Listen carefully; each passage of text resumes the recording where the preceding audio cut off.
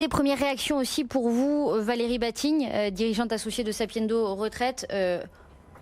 Vous venez de le dire, Raymond Soubi, on n'est qu'au début du chemin. Effectivement, nous ne sommes qu'au début du chemin. Donc le premier grand chantier a été réaffirmé, c'est-à-dire transposition d'une mosaïque de 42 régimes qui sont totalement différents en un seul régime universel. Ça, effectivement, c'est la base. Ça a été réaffirmé, c'est un énorme chantier. Donc maintenant, il va falloir être plus précis. Il va falloir donner confiance aux Français dans ce nouveau régime.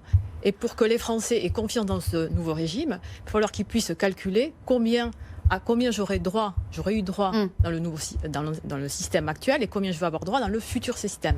Donc il va falloir des transpositions, des règles de conversion, on va dire des grilles de correspondance. Et donc c'est ça qui va être très attendu et qui va être analysé par les experts. Pour que les personnes aient confiance, qu'elles puissent calculer à combien j'aurais eu droit aujourd'hui, combien j'aurai droit demain.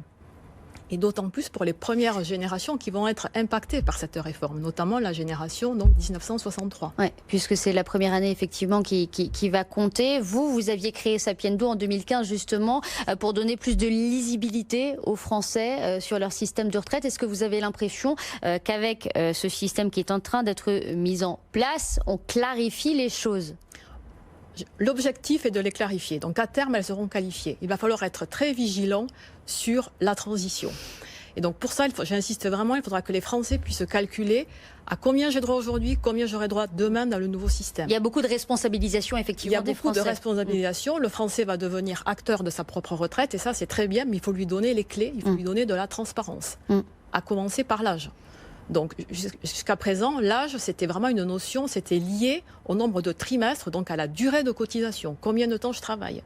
Il faut bien être conscient qu'avec ce nouveau système, il n'y a plus la notion de durée de cotisation, il n'y a que la notion de l'âge. Donc ça va entraîner des différences et il faudra que les Français puissent comparer.